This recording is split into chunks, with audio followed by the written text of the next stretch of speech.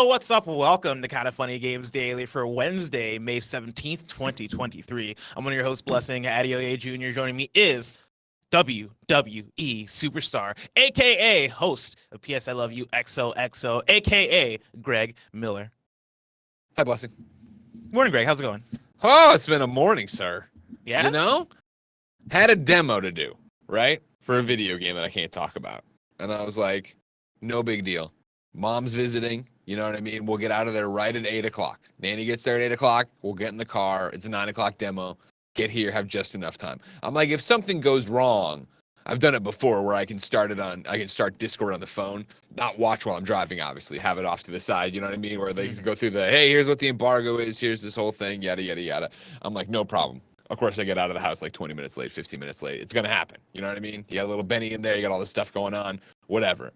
Mom and I, barely out of the neighborhood, stopped at a red light, smacked in the back. You know what I mean? Yeah, rear-ended by a very nice lady with her dog. Rear-ended by a very nice lady. But as soon as it happens and we go, she's like, what the fuck? And I'm like, it's like, well, we're not making this demo. we're not making this demo for this unannounced game.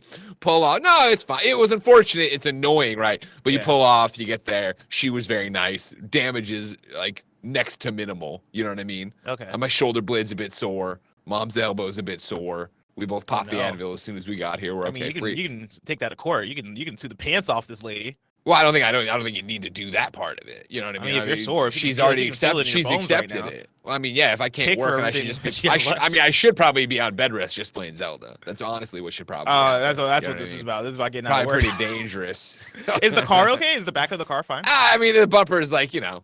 If I walked you over and I was like, look at this, you'd be like, oh yeah. But it's like I got rear-ended when we got that car in 2020, like a week and a half after we got it. And like that guy's, you could read his license plate in my bumper. This one is like, I'd have to point it out to you that this is that and the other's done. So it's whatever. Dang. But it was like, all right, cool. And then I rushed in here and then I got the thing going. And then it's a big day of content for me. There's a whole bunch of stuff happening. So it's been a lot, but I'm excited to be here with you.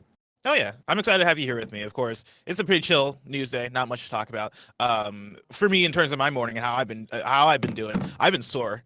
I've started going to the gym. Roger Picorni has convinced me to start going with him and Mike to their gym. And like I'm all about it because it's a busy summer. Like there's multiple weddings I'm going to, and I've been wanting to feel better about my physical physique. You know, I've been wanting to feel better about how I look and how I feel, and so I've been trying to make it a thing to at least work out consistently. If I'm not going to the gym every morning, then at the very least do Ring Fit Adventure or something along those lines. Sure. But something that I wasn't anticipating that I should have anticipated is I am sore as hell because I went hard that first day. That second day, I did Ring Fit, and I did that for a good hour in the morning, and by the time I was going to bed last night, I was like, I'm gonna take it easy tomorrow because I'm on the verge of breaking my body if I keep going this hard, and so I got to figure out what that looks like for me. I was talking to Mike the other day about hiring like a personal trainer for a day to just map out what a day so of basically working out looks like. You hit up one of these personal trainers that does the whole, hey, your first visit is like a consultation, and then you're just like, you're wearing these like glasses with the camcorders built in, and you're just like 1,000%. Right, like I know it's not for me, and then you listen to that workout every day. 1,000%. But yeah, I'm sore because of that. But also, I went to bed late last night because last night I went to see Brett Goldstein do stand up live. Brett Goldstein. Yeah, where was that invite, Bless? Where was that invite, bro? Sometimes I send things out into the internet and they just get lost. You know, I knew about it. I knew about it, Baron. I'm surprised you didn't know about it. Wow, Greg knew about it. Greg, who never goes out because I forget where I've talked about. Have I mentioned this before that I was going to the stand up thing? Yeah, I think I mentioned it very passively. It was one of those ones where some of my friends hit me up weeks and weeks ago in a group chat and they were like, hey, this is happening. I was like, all right, let's do it. And I forgot about it. Like I forgot about it for a while until last week when I was like, oh yeah, Brett Goldstein's coming through. And for those who don't know, Brett Goldstein is the dude who plays Roy Kent in Ted Lasso. And so like he's this intimidating looking dude with this deep gruff voice who's also very British. And he's very much that's exactly how it sounds like. Yeah, that's exactly. Don't you hate it when the Queen comes over for tea? That's such a great. It's a great impression of.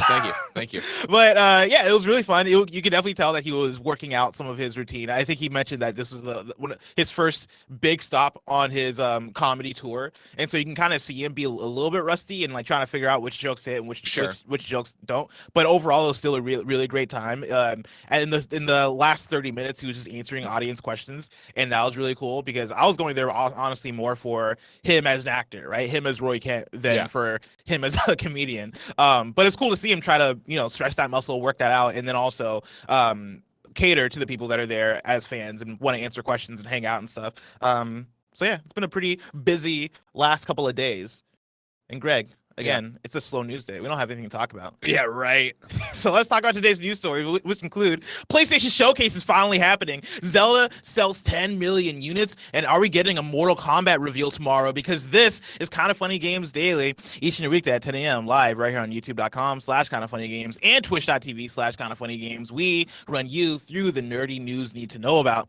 If you're watching live, you can correct us when we get stuff wrong by going to kindoffunny.com/you're wrong. If you don't want to watch live, you can watch later on youtube.com/kindoffunnygames, or you can listen later on podcast services around the globe by searching for Kinda Funny Games Daily. And remember, you can use Epic Creator Code Kinda Funny on all Epic Store and Epic in-game purchases like Rocket League and Fortnite to help support the channel. To be a part of the show, head to kindafunny.com/KFGD to write in with your questions, squad ups, and more. And remember, patreon.com/kindafunny will get you the show ad-free plus a bevy of bonus content. Housekeeping for you. Of course, if you're watching this on video, it's very obvious. If you're listening to this on audio, it might be a little bit obvious. We're not in the actual Studio A. We're here in the streaming room because things are being set up for a different thing we're recording in Studio A. And so don't be confused. This is how everything's meant to be. And we're just here for a day, and then we'll be back tomorrow. But Thursday. Gotta make that WWE This Is Awesome today, folks. Sorry to break it to you. We gotta make that show. World Wrestling Entertainment money. That's got to be made. 100%. Tomorrow. Thursday. Tomorrow's Thursday. Yeah, tomorrow's Thursday. Tomorrow is Thursday, if you can wrap your head around that. That is ridiculous. This week is going by fast. Greg puts the Kind of Funny Championship on the line, on the green. That's right. Greg, Nick, Andy, and Mike are hitting the links of EA PGA Tour in a sponsored stream to determine who's the best at golf. Tune in on Twitch and YouTube Thursday after Kind of Funny Games Daily to see Greg easily defend his championship against 3 losers. This message is brought to you by Greg Miller. Then on Friday, May 19th, we're celebrating Kev and Mike's birthdays with a special subathon marathon stream. We're going to get in our PJs, build a fort, and go late if you wanted to. Come join us for snacks, some games, and some sleepover vibes. Blessing, are you going to get in your PJs? Sadly not. I'm not going to be there. I got a trip. Yeah, I got to go to Los Angeles to make a different kind of money. Greg, all right? Let's go.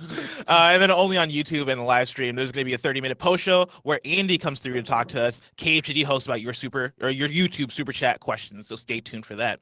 And then over on Patreon, we got a new kind of feudy that is up where Greg once again tries to defend his reign. And then we got part 2 of our GQ Top 100 Games episode of the S Word list that is up right now, where Tim and I count down all the way from number 50 to number 1. Thank you to our Patreon producer, Delaney Twining. Today we're brought to you by Shady Rays, but we'll tell you about that later. For now, let's begin with what is, and forever will be, the Rofer Report. It's time for some news. We have 7 stories today. A Baker's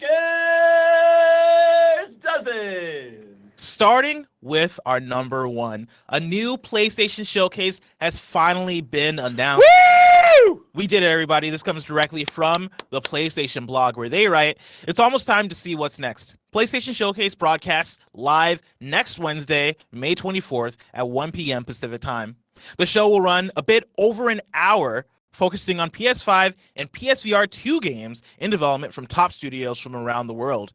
Expect a glimpse at several new creations from PlayStation Studios, as well as spellbinding games from our third-party partners and our indie creators." Greg, it's been a long time coming.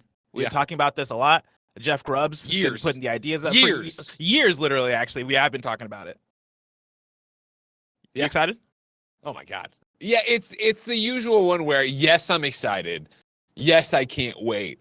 It's only dampened by the fact that, of course, Jeff Grubb wouldn't shut his fat mouth about it and had to spoil it. You know what I mean? So we knew it was coming. So it's like it's one of those things where We knew it was coming, so it was just like, all right, just announce the date, just announce the date. And now the date's been announced, which is good. I'm excited about that. It's a good date. You know, there's a lot of concern that it was going to be on the 25th because there's going to be a thing happening on the 25th. That's another video game demo that a lot of people are doing things for and flying all over the world for. And so people have been like, oh, shit, that could be a problem. We're okay. So we're going to kick off SGF season May 24th, Wednesday. Not in the Shrine Auditorium, sadly. Sorry for Tim. No. Sorry for Tim. But with this big PlayStation thing. And that's pretty exciting, of course, because what we've talked about over and over again, right, is this is going to be, you assume, and it sounds like PlayStation really saying, all right, cool, here's what phase 2 of the PlayStation 5 life cycle looks like. Here are what the next big games from PlayStation are going to be over the next several years, you assume. What is your read on the verbiage here? They talk about, one, the show will run over an hour, which Awesome. seems long. That's longer than I would have expected. I mean, maybe this is me just forgetting how long the last couple of PlayStation showcases were, but I would have expected 40 to 45 minutes. Getting a bit over an hour seems a bit on the longer side, which I'm all the way down for. I think that means they have a lot to talk about. And you know, you're talking about phase 2. Right now, the games we know about are Spider-Man 2 coming this fall. There's the game Stellar Blade that PlayStation's publishing that's being developed by a third-party developer. And then there's Death Stranding 2 that is also out there in the PlayStation Ether for exclusive first-party stuff, right? And then, you know, you have the Final Fantasy 7 rebirths of the world, and, of course, Final Fantasy 16 about to come out. So are you trying to count just the stuff we know about with dates? Because you're, of course, leaving out Last of Us multiplayer or whatever they're going to call that. Yeah, and I guess, yeah, I'm thinking of more of the solid stuff. But yeah, you're right. Last of Us multiplayer is out there in the ether too. But I think even with all of that, there's still so much to talk about beyond. Oh my god, that. Yeah, just to give context, I looked it up because I believe the last showcase was in 2021. That went 42 minutes. Okay, see, that lines up with where I would have expected. So again, an hour. Can you give me a search? Long. What was the 2021 for the PlayStation 5 when they really revealed all the information about that? Remember, there were two 2020 that was showcases. 47 minutes was the PlayStation 5 showcase. Was that the one? And this is a deeper question. Was that the one in the fall, or was that the one in the summer? Because we remember the one in the summer was the big PlayStation 5 reveal, right? Where it was, I think that was the Spider-Man Miles Morales so the 47-minute one was in September. The Future of Gaming one was June 11th, and the Future of Gaming show was an hour and 14 minutes. Wow. Okay, and that was the beefy one. That was the one where it was, all right, let's actually talk about the PS5 and all the stuff you don't know about the PS5, and like first glimpse at all the software coming to it. The September one, that was the 40-something minute one. That was Wolverine, Spider-Man 2, and a handful, God of War Ragnarok, right, and a handful of other games. But yeah, no, that means this is on the longer side. And I mentioned all those other games, you know, the Death Stranding 2s, the Spider-Man 2s, to say that there's still so much to talk about, and over an hour is a long time. That's a lot of time to work with. And you wonder how much of it will be, you know, you asked me a little bit about what do I think about this, right? Over the hour, of course. I think that is on the longer side, obviously, compared to what you've seen before. And I think that speaks to getting a lot of information and hopefully a long roadmap. Not a roadmap saying, yo, this game's coming out in this quarter, shit like that, but just announcing stuff, right? Of like, here are the, you know, Spider-Man 2, obviously. Here is Last of Us, obviously. Here is, then you start maybe another look at Wolverine. Maybe, you know, you start to get into, I think, a little bit more of not vaporware, but titles that'll be earlier, right? When you talk about that one over an hour and how much you want to fill in there, it does become, I wonder how many glimpses we do get at something like, all right, cool. We both assume, you know, Sucker Punch is working on Ghost of Tsushima 2. We've gone back and forth on PS I Love You about when that's going to be due. I still think it's going to be a way out.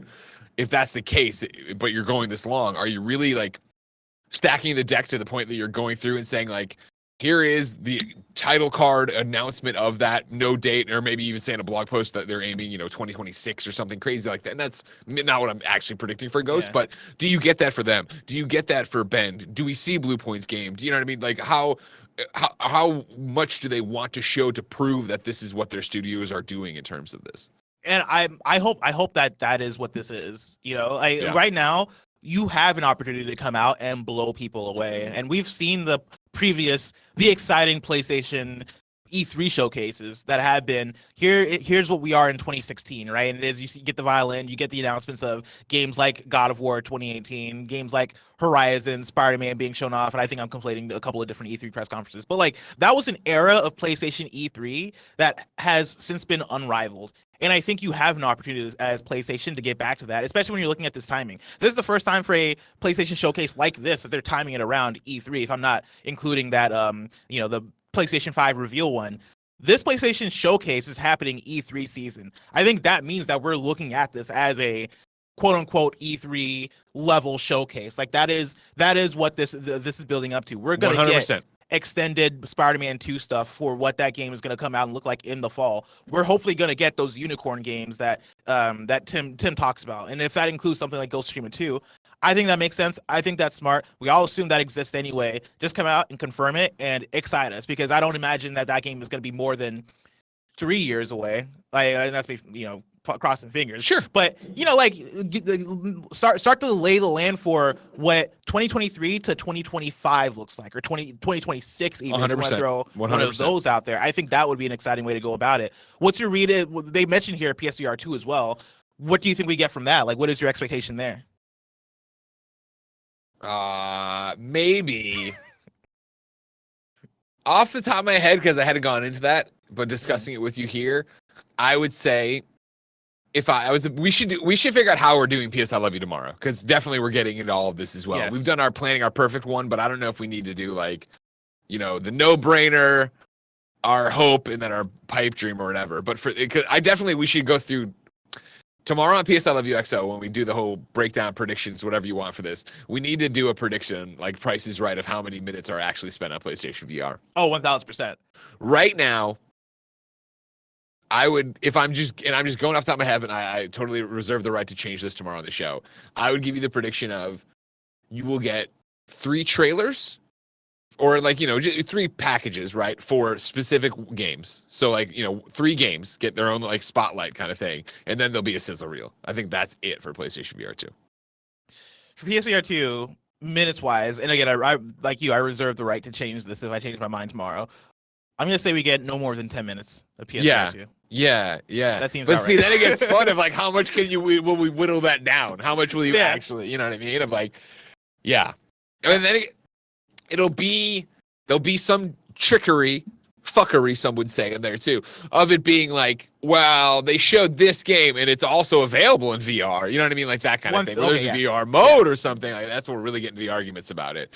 But yeah, I can't see them slowing down their momentum. Now the counter argument to that, right, is of course I wouldn't be surprised if those 3 games, or if they did more of them, were actually big IP. And not necessarily just PlayStation IP, big partnerships, big whatever, things that would make you go, oh, when an Iron Man VR type thing. When the PlayStation VR, got showcased, right, and had Batman Arkham and Star Wars and shit, where you're oh fuck, that's awesome, right? When PSVR 1 got its moment in the sun, they could do that here, and it could maybe be timed out, talking about getting them into stores and doing whatever, but we'll wait and see. I hope, as always, we're wrong about PlayStation VR. I hope they come out and they're super confident about it and they boast whatever their numbers have been, and they say, hey, here are 5 different games we think are awesome that you think you're going to love. Greg, tomorrow we're going to record PS Love You. It's going to be our PlayStation Showcase predictions. I believe we're going to have a special guest or 2 on there. And by special guest, I mean Tim Geddes. Oh, okay. Yes. At least that's what it says on the calendar. Of course, we reserve the right to change. But it seems like it's going to be a big one. Tim wanted to come on to do the predictions with us, yeah. Yeah.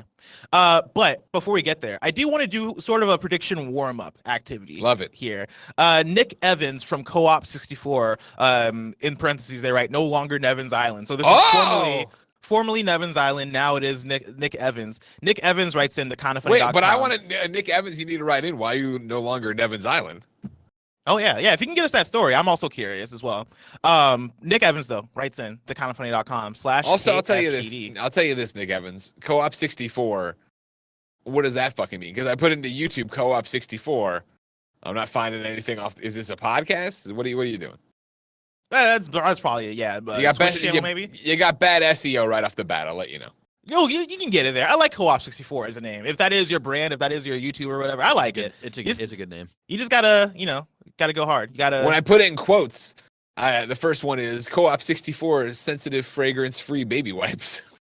I mean, maybe that's them. Maybe that's Nick Evans. Maybe Nick Evans is in the baby wipes business. But Nick Evans writes in and says, "Good morning, Blessing and Greg.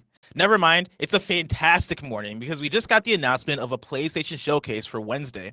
Below, I have a list of potential games we could see on the 24th. My question is, will they or won't they be at the showcase? Thank you for all you do. So Nick Evans writes in with a list here of games, and we're going to go through them one at a time. We can do this quick fire, right? Just go from the gut, Greg. I have found Co-op 64 on YouTube, everybody. Just let you know. Set. That's all right. Co-op 64 is about two things, friends and gaming. Nick Evans, Connor Evans, Brady Goodall, Shane McNabb, and their friends get together to discuss gaming and other things in pop culture each week. Hell yeah. Kind of sounds like they're ripping off us, but we'll see if I mean, everybody knows Kind of Funny invented talking about video games with your buds on the internet. Here's the thing. Here's the thing I'd like to toss out there, all right? I think you're right that we did that. And that beforehand, it was just people who worked together talking about video games. All right, we're friends. They were just, you know what I mean? Like, that's the Greg, thing. you're so right. You're so Thank you, Barrett. Hell yeah. All right. Are you ready? Again, from the gut. Now I'm into their. Now I clicked on their. Oh, fuck, man. How many videos they got on their YouTube channel? What I did is, here's the number one fucking. You want to talk about Nick Evans not having it down. All right. So I'm on the Co-op 64 YouTube page, right? And I go to their about. And they got links. I click on the Instagram. It goes to Nick Evans Instagram. This account is private. What the fuck? Then why even link it? Why even link it, Co-op 64? There's a Twitch too. I click on that. Is that private? No, that's public. But it's Nevin's Island. Who are you? Who are you, Nevin's Island / Nick Evans / Co-op 64? Gray has won me over. Yeah, no, that's not great. You gotta change the branding across the accounts. This and also, I want Nick Evans / Nevin's Island / whatever. This consultation wasn't free. You better give some subs. I just told you the whole shebang about this thing. I don't know if you gave Nick Evans actual advice. You just ridiculed them. You didn't tell them what they need to do. You didn't. It's called tough love, man. Get better SEO. Pay me so I can degrade you on content. Just like Burt Meg. Thousands of listeners. Just like Burt Meg. All right, so Nick Evans has us a list here where I don't know if Nick Evans is even listening anymore. I think they might have gave up. They're like, fuck this. I just wanted to hear if these games are going to show up. God damn it, I've heard a lot of good things about Nextlander. I'm going over there. So Nick Evans has this list. We're going to go through them one at a time. I want your gut reaction. Are they at the showcase or are they not? Starting off with Spider-Man 2. Yes. Yes, 100%. 1,000%. Death Stranding. Yeah. Right? It wouldn't have been on my short list. I don't think I would have, but you know Kojima. He's going to have a trailer. He wants to be a part of it. I'm going to say I'm like a 50% because Death Stranding, we got a lot of trailers that last go around for the first game. And so I think it makes sense for the consistency. I wonder if you get Death Stranding and Metal Gear Solid in the same thing. And if so, like, do you link those together? Like, there's a lot you can do there in terms of Death Stranding 2 and Metal Gear Solid. See, again, this is what I'm always talking about with this. And I think it has definitely died down, but it's one of my older adages when we were closer to the whole breakup with Konami. And by the way, Nick Evans is in the chat and he says, I love you guys. We love you, Nick. You've been a great supporter for a long time. You know we're just giving you shit because we love you. We wouldn't give it to you if you're one of these people like Kebabs.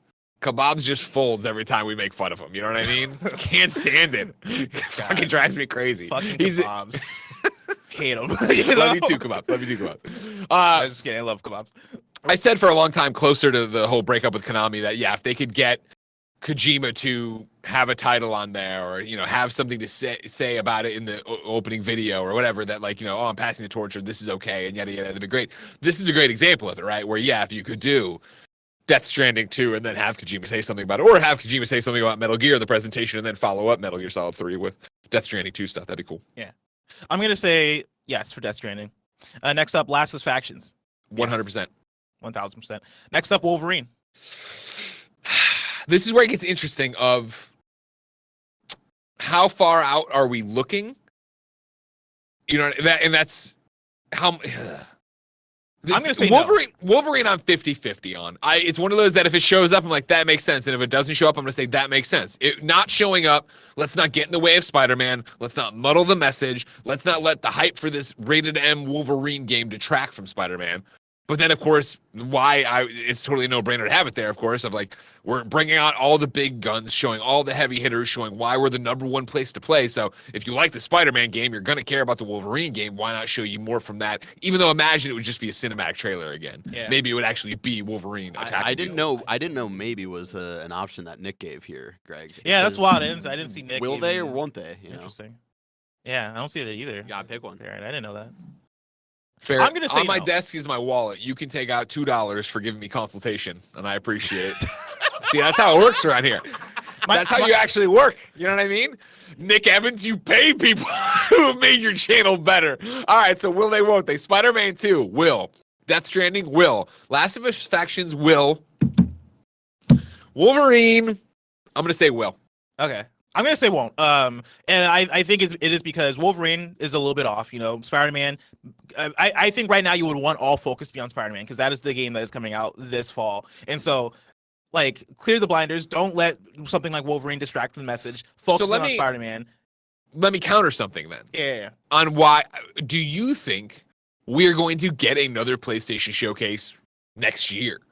Like, that's where I think you might want to all hands on deck, fire everything from Star Trek, right? Where it's just like, hey, if this is going to be the big one, if this is going to be the, hey, we're talking about the next 3 to 4 years of PlayStation, I think you do put them in there. So you just have these insane looking exclusives all getting talked about, ready to go. I think there is a PlayStation showcase happening next year. Like I think that is a thing that you want to establish yearly. I don't know for what reason it ended up slipping from last year or last fall. But I think this is something that they want to have some kind of consistent cadence on. And for Wolverine, I think we're far enough away from Wolverine where do you want to oversaturate the message? Do you want to talk about Wolverine right now when you could wait until the next year to then get that going and make that the focus for Insomniac's thing? I hear you, but I think what's interesting is you're saying, do we want to dilute the message? And I think we might have different ideas of what the message on Wednesday is going to, Wednesday is going to be. Wednesday, yeah. Yeah, because I think next Wednesday, I think the message is going to be, hey, everybody, here's all the exclusive shit you can only get on PlayStation 5 going forward. You know what I mean? They're not going to say in the next year, next whatever. And I think you're coming at it from a very responsible and smart way of, hey, here's what Insomniac is doing that you can buy in September, which is, in both sides of those arguments are real. Whereas I think for PlayStation, though, they want to come out and really fucking say, like, yo, this is the, fucking Olympic dream team we have of all these different things and all these different things. And again, talking about Wolverine, imagine what it's actually going to be. Spider-Man, I do think is going to be a, hey, what's up, everybody? I'm Brian Izahar from. They'll do a trailer, and then it'll be, what's up? I'm Brian from Spider-Man. We're gonna show you, this thing. It takes place 3/4 of the way through the game. Yada yada yada. Here's where you're switching between Miles and Peter in a fight or whatever the hell it is. And then Wolverine is just going to be a 40 seconds. 45 that was second trailer. My question also is, what do you show for Wolverine? Because I think it's a CG trailer of somebody. There a bar fight breaking out, somebody getting roughed up in the streets or whatever, and then you hear the stick, and you know what I mean? Wolverine but is that comes giving in, us more than what we had splashing before? On the wall. Like, I feel like at that point, you're not pushing the narrative forward at all. Just, on Wolverine. well, I mean, at that point, what you could do is put a year at the end of it. You know what I mean? If you really wanted, what is the thing of like Insomniac? Well, Marvel Games, Insomniac logos, Wolverine, and then a date, a date, just a year. I guess that makes sense. I could see that. Final Fantasy VII Rebirth. No, it won't. No. Won't. Fuck. Now that I say it, though, it's the whole fucking thing. Is you can make a case for any of these, right? I'm gonna say will. Okay. Metal Gear Solid 3 remake. I believe it. I drank the fucking Kool-Aid. I'm saying it will. I'm gonna pop so fucking hard. I can't wait. Mortal Kombat 12 / Mortal Kombat 1. So this is an interesting one because we have a news story today about how it seems like we're gonna get Mortal Kombat information this week. Tomorrow. Tomorrow, yeah. I amended it. If you want to go, as soon as we went live at 10 a.m., Mortal Kombat tweeted this video Barrett's about to show. Barrett, are you able to play it? Yeah, go for it, because I've not seen this. So, the clock is starting at 1 this time. Yeah. Oh, and the clock breaks. It is time. Oh, May 18th at 6 a.m. So, yeah, tomorrow morning we're going to get something. Tomorrow at 6 a.m. they're revealing the new Mortal Kombat, yeah. The rumor is that Mortal Kombat is going to come this fall. They're saying, the streets are saying September.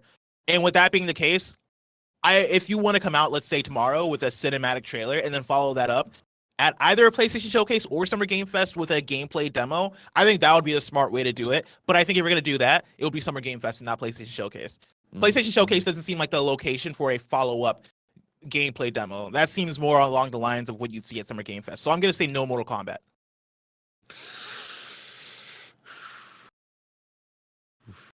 I forget, for the last Mortal Kombat, where was it shown first? That's a really good question. I don't remember. I think you make a good case. I also think you're going to get more tomorrow than just a reveal trailer. Mortal Kombat, what was it, 11 was the last one? Yeah. Yeah. That was at the Game Awards 2015. Game Awards. All right, then yeah, I'm going to go with you. I'm going to say There you it won't be there tomorrow. You'll get more during SGF. Tekken 8.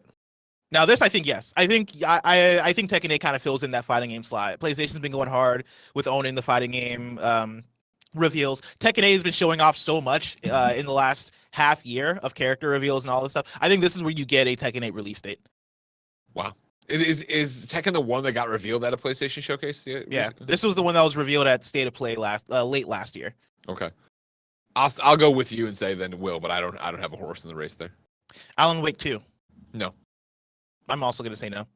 This is a fun one. Knights of the Old Republic remake. No, I wish, but no. Absolutely not. I don't even know if this game comes out. Silent Hill 2 remake. I believe this is the one that's slated to be a PlayStation exclusive. Yeah. And this is the one that's already confirmed, right? Yes. When they put out 1 million Silent Hills things. I'm gonna say yeah. I'm gonna say yeah, because if you're doing Metal Gear, you're already working so closely with Konami. Why not put this one out there too? Try to ride the hype train.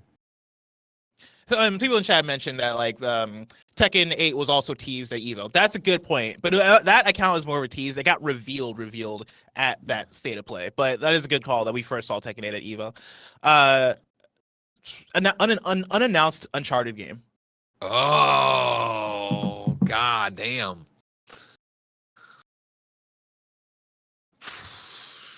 That's been that rumor, you know? Yeah. I'm going to say no because it seems like even that rumor has gone back and forth. Because wasn't Ben Studio one of the ones that was going to be working on it? And now it seems like Ben Studio is working on a new IP. At least that's what they talked about in that PlayStation blog post from forever So if you ago. remember, it was that Sony, it was the San Diego studio was doing something, but it wasn't Sony San Diego. But then it was the Michael Moonbauer team at PlayStation Visual Arts in San Diego. But then, that's to add to the confusion, right? They went from wanting to remake Uncharted at that studio, like Uncharted 1, to then transitioning to working on Last of Us because Last of Us would be easier to remake. And then, of course, that got then transferred over to Naughty Dog because they're like, we'll do it ourselves, all Thanos-like. And then they ended up taking that to the finish line. Here's what I'm going to do. I'm going to say, yeah. I'm going to say that's a will. Wow. Because I think that's the kind of thing, like, we know so much about PlayStation's lineup and future in so many different ways and little things that I think it could go really far if you did have Cassie or whatever climbing over a rock and we get the Uncharted we did music have that and weird, the logo, the commercial. Yeah, thing from last year. Yeah. I'm gonna say no. I don't know. I don't think anybody is currently actively working on Uncharted. I think it's gonna happen. I think a studio is gonna take it over, but I find it hard to believe just knowing where the studios are at. Like, if Ben Studio's not working on it, maybe the Visual Arts Group is, but even if they are, like, I'm surprised that we haven't gotten even more rumblings out of that Visual Arts Group, the San Diego studio, if that truly is the case. An unannounced Insomniac game. No. They're fucking crazy enough to do it, though. You say no, but remember that could be they could have a VR thing. I think you're right, and they have a multiplayer thing. Unannounced Insomniac game is more likely than an unannounced Uncharted game. 100%. Yes, I agree with that. I agree with that. Kingdom Hearts 4. Possibly. No. I guess, yeah. Oh, no. I'm going to say no. It's more safe to say no for Kingdom Hearts 4 than it is to say yes. The Last of Us Part 3. No. And then the last one is GTA 6. No. You skipped Persona 6. Oh, sorry, I did. What do you know? What do you know, Blessing? I didn't want to leak my info, you know what I mean? Also, no shot. No, we're not going to see Persona 6. Atlas likes to announce stuff on their own time. Oh, man. In the chat, Bodacious Ball says Helldivers 2. Take it to the fucking bank. Arrowhead will be there with Helldivers 2. Didn't Grub talk about that too? Oh. I don't know about that. That's when Arrowhead's talked about Helldivers. That was part of the big leak, the big NVIDIA leak. That's one of the few ones that hasn't come to pass yet. That's one that you honestly probably should have to yourself for your predictions tomorrow, because now I'm like, oh shit, that makes a lot of sense. Maybe I'll just add that to mine. Maybe I'll make that my number one. You'll forget. Greg? Yeah. We're going to talk about this a lot more tomorrow on We are. PSLW XOXO. Patreon.com/kindafunny. We're going to do that live on Patreon. That episode will go up the next day for everybody else. And I'm very hyped to have that conversation with you. But Greg, speaking of patreon.com/kindafunnygames, you can also go there and get the show ad-free. And speaking of ads, let us tell you about our sponsors.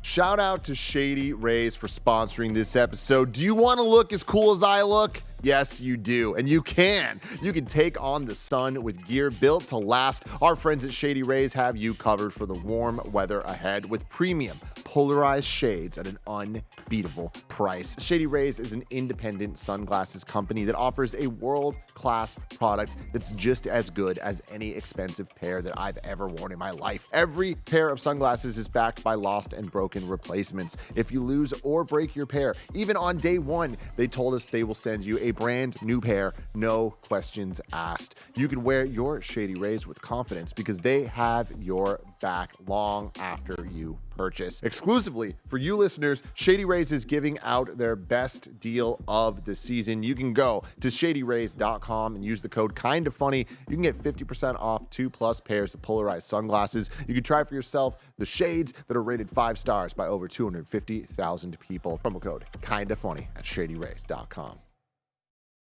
And we're back with story number 2. Zelda Tears of the Kingdom numbers are in. This was tweeted out from Nintendo of America. The Legend of Zelda Tears of the Kingdom has sold over 10 million copies worldwide in its first 3 days, becoming the fastest selling game in the history of the Legend of Zelda series, thanks to those already enjoying Link's latest adventure.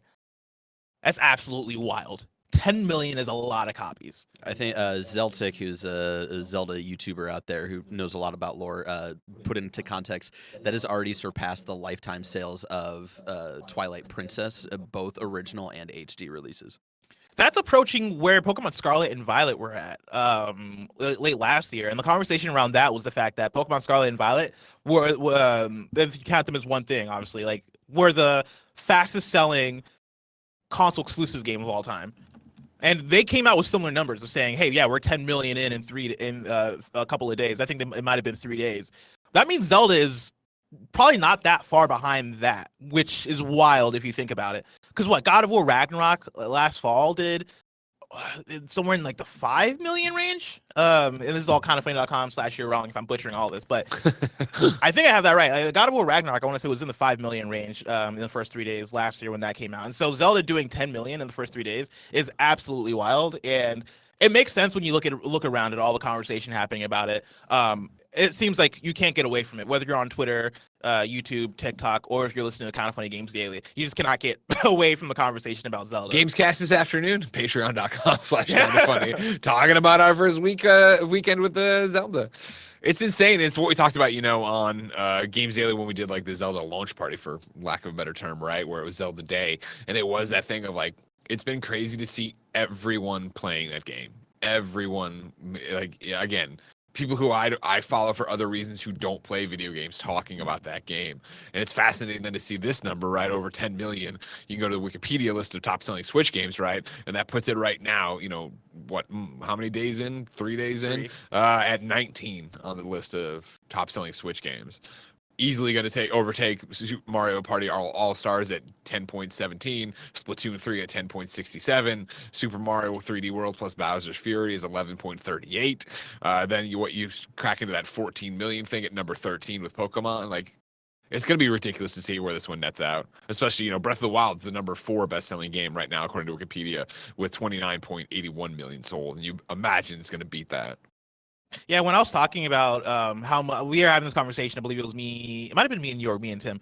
But we're talking about where will this game end up landing in terms of the best-selling Nintendo Switch games, and I think I predicted just above Breath of the Wild, if not even above. Do you still have the page open? What was above Breath of the Wild? Right above Breath of the Wild is Super Smash Bros. Ultimate at 31.09 million. For me, I had it possibly being right above Smash Ultimate. Now, after seeing this first 3-day numbers, I think it might compete with Animal Crossing. I think we might see Zelda Tears of the Kingdom reach that height, which is, again, absolutely wild when we're talking about Zelda. If they can Zelda. dethrone Animal Crossing is 11 million ahead and more of Smash. Animal Crossing is at number 2 with 42.21 million copies sold.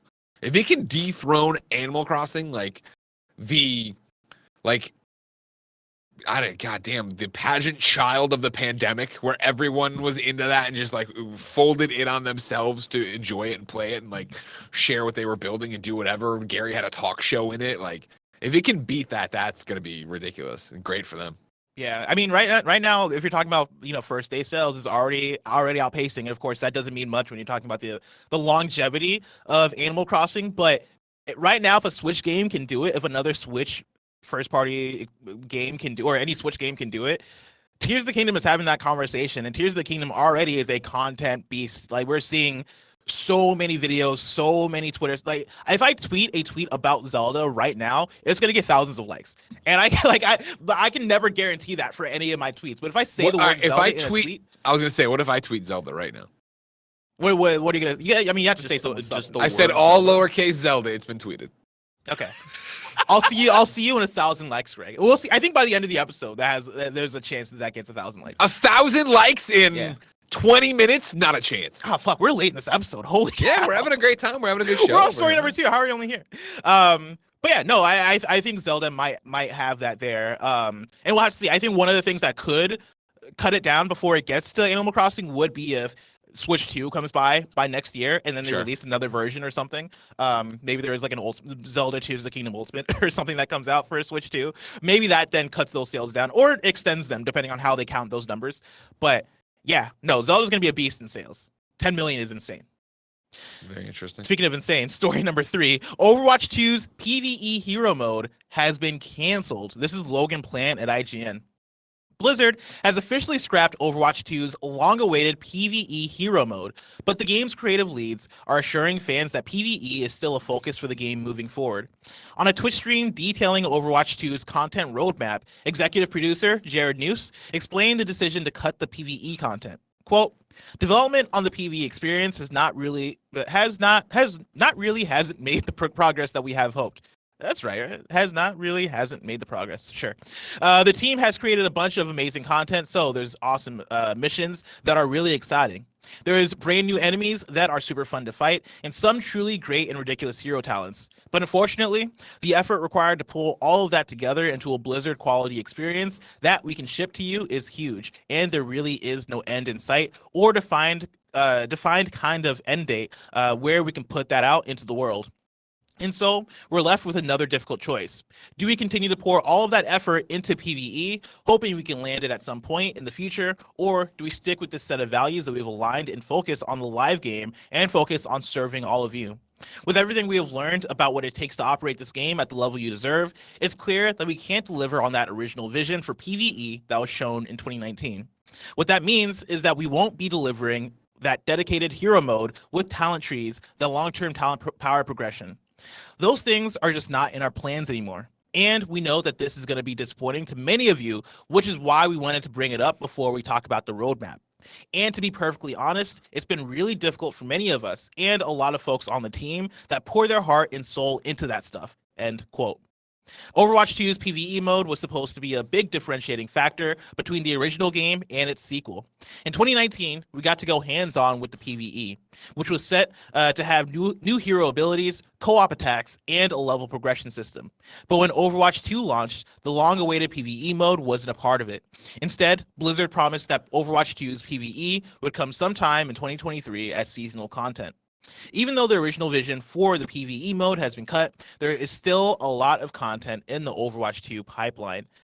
Greg, I'm sure I know you're not a person that's deep into the Overwatch stuff, but I know you're paying attention to the gaming ecosystem. I know that you probably knew that Overwatch 2 was announced with the promise of PvE content, right? We're going to have this mode that you can play with your friends co-op, and it is going to be you going through a story, experiencing that. What does this do for you in terms of how you view Overwatch from the outside looking in? Like hearing that main PvE hero mode, the main storyline, like co-op content for Overwatch has now been canceled. It is a backbreaker on both sides of the equation. You know, as you were reading the story, the chat on Twitch and the chat on YouTube was very much like, what the fuck, right? Like, this is why you made Overwatch 2. You said this was going to be the main thing for Overwatch 2. Obviously, they, ported so much stuff over from Overwatch 1 and, brought it over. I shouldn't say ported, brought over, your history and whatever. Changed the icon, right? The tile from Borderlands or Overwatch to Overwatch 2. it's very true that's what they promised consumers. That's what you bought the game. I don't know if it's what you bought the game for, but it's what you expected out of it, kind of thing. And then on the other side of the equation, I'm sure are a bunch of developers who had every intention when they went down this path to create a PvE Overwatch and went through all these different hurdles, challenges, and got to the fact that this isn't fun, this isn't working, this isn't good. And what do you do with that? Do you release a version of it that's going to be, hey, yo, this sucks? You know what I mean? Like, this is shitty gameplay. We don't want to play it. The developer's like, yeah, we know. We don't want to play it either. And then, you tarnish the image and IP of Overwatch, or do you can it and piss off a whole bunch of people who were super stoked to get this or be a part of it? Again, I remember the announcements. I remember the review. I'm not in the Overwatch community, so I don't know even what that's like anymore. Bless you were. I remember you were very excited for it, and then everything happened, and you played it for a little bit, and it didn't draw you back in. Where are you with all this? So for me, I'm on two different sides of the coin, where on one side, I recommend people go over to GameSpot, check out Timur's interview with the Blizzard folks, where they talk a bit more in depth about this. And for me, this is partly coming off of this Phil Spencer interview when he was talking about Redfall and talking about how, we could delay more, but what is that going to do to the final vision of the game if that is not hitting?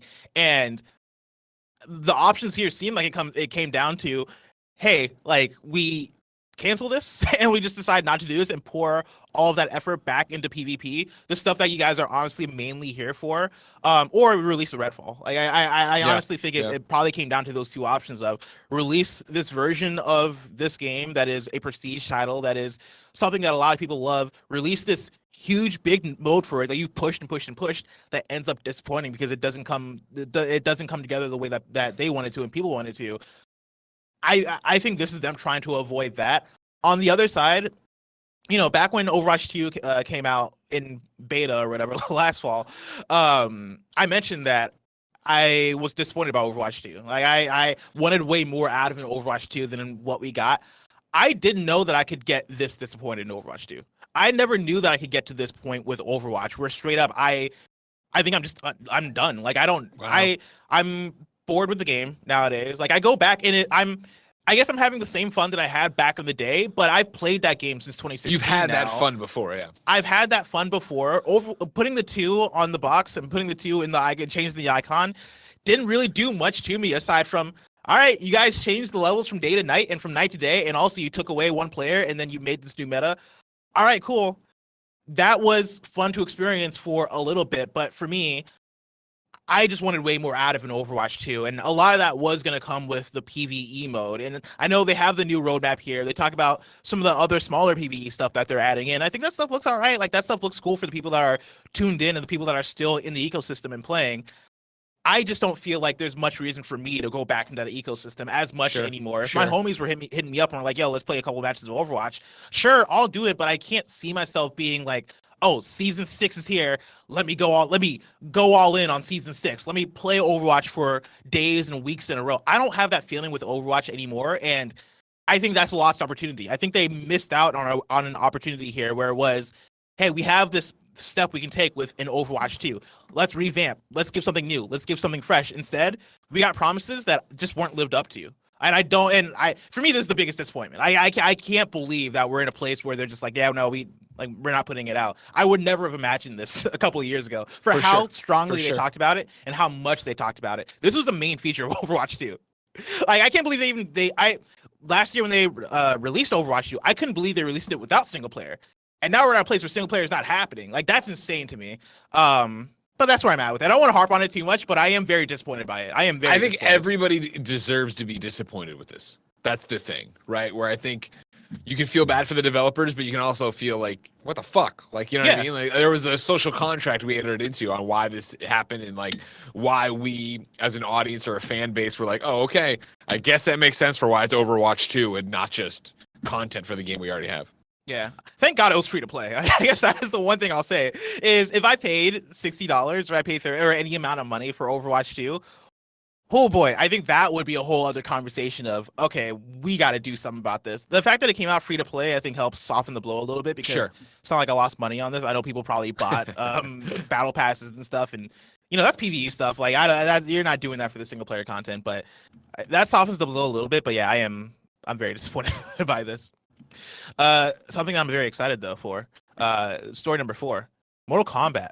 We're getting some sort of a reveal tomorrow. We talked about it already a little bit. Ed Boon on Twitter tweeted out yesterday that this week should be fun. And then, today it's been followed up with talking about how tomorrow is going to be a new dawn with, of course, the clock with the 1 o'clock and then the glass shattering. We're going to get something cool tomorrow. Stone Hell Cold. yeah. Said Stone Cold? The glass is shattering. When you hear the glass, it's your ass. Bless, you know that. I mean, people have been talking about Homelander being playable. What if we do? I get have Stone seen that. Cold? That's awesome. Can you Yeah, fucking dude. imagine? I want Invincible's dad from Invincible. I already forgot his name. Omni-Man. I feel like Yeah. Omni-Man would be a really cool one to see there because like I feel like Mortal Kombat is the one franchise that could pull all these wild like hero characters together. I say hero in quotes, obviously. I know because what you Homelander and Omni-Man aren't heroes, but not the coolest dude.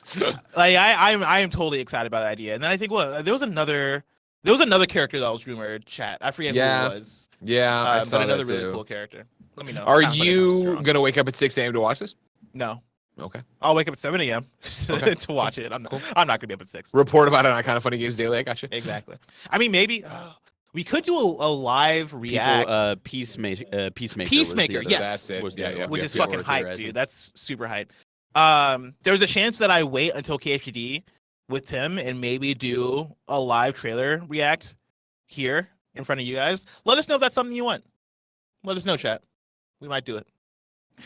Moving on, though, story number 5. The Expanse, a Telltale series, launches July 27th. This comes from a blog post over on the Telltale website.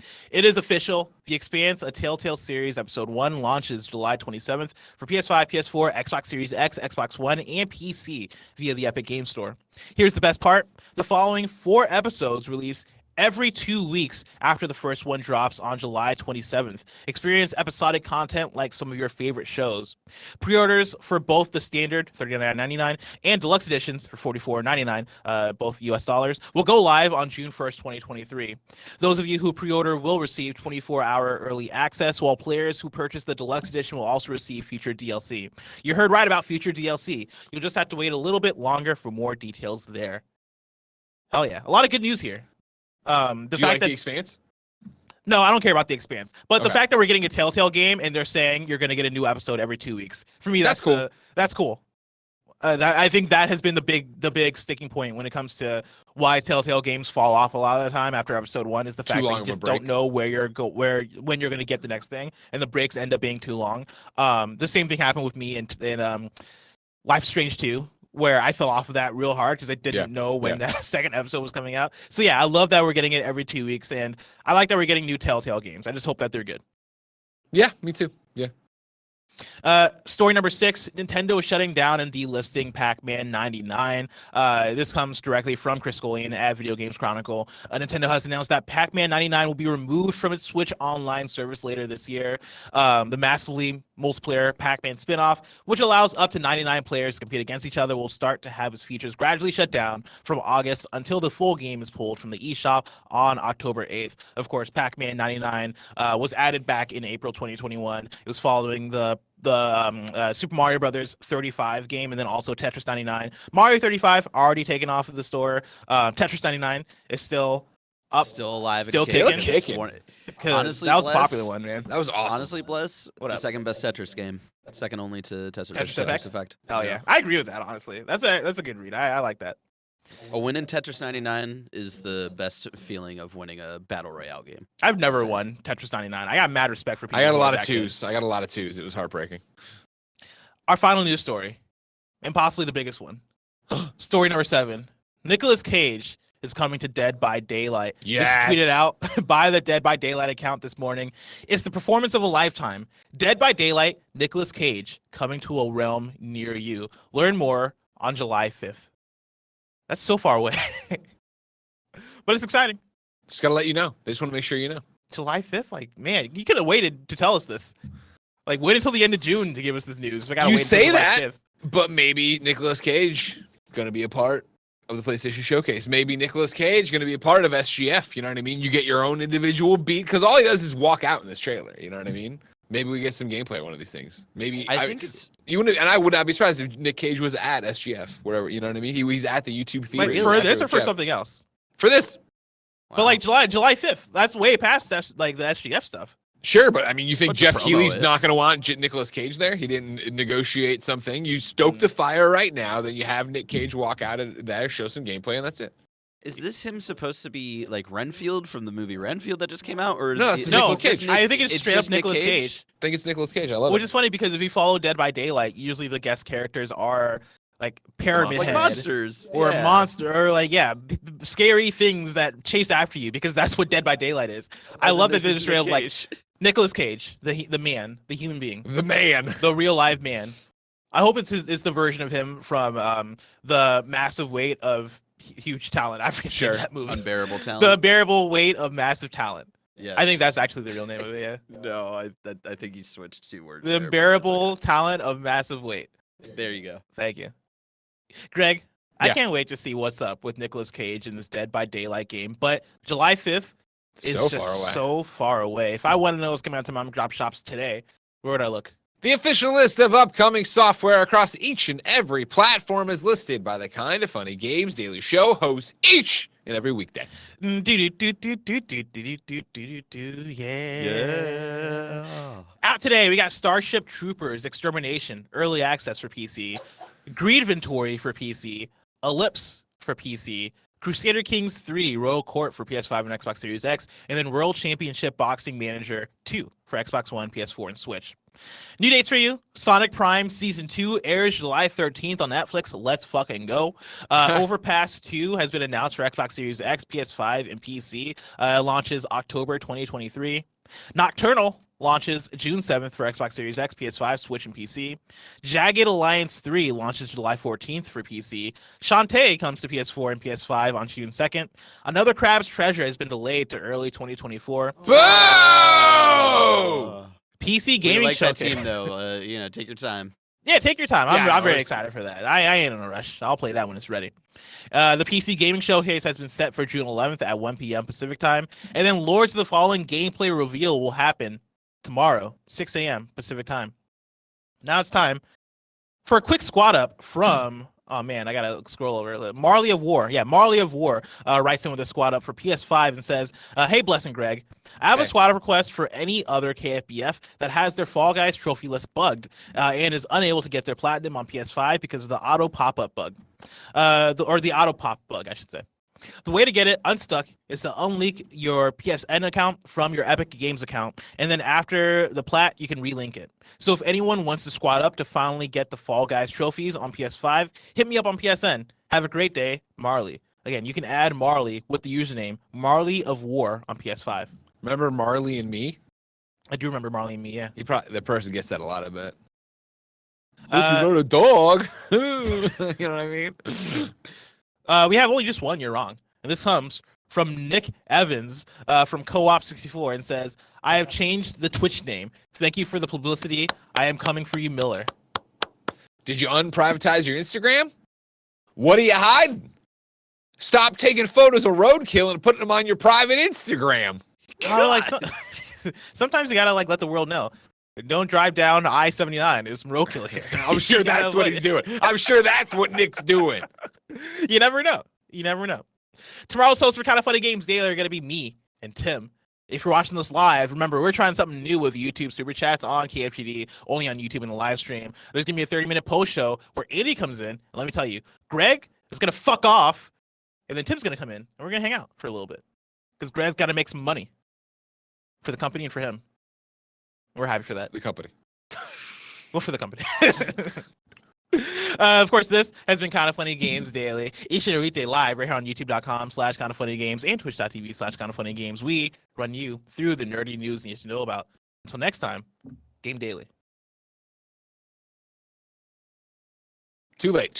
You blew I it. know. There's a lot blew going it. on when we're doing this from the I live. hear you, I wasn't I know. looking at you. I wasn't looking at you. But cool. Greg, Have a good post show. we'll do. You can peace out. Grab Mike and the other guy. Andy and Tim. Mike and the other guy. Just comes back when Nick Scarpino walks in. Chat, how's it going? How are you guys feeling? Barry, how are you doing this morning? I'm exhausted, Bless. You too? I stayed up way too late playing Zelda last night.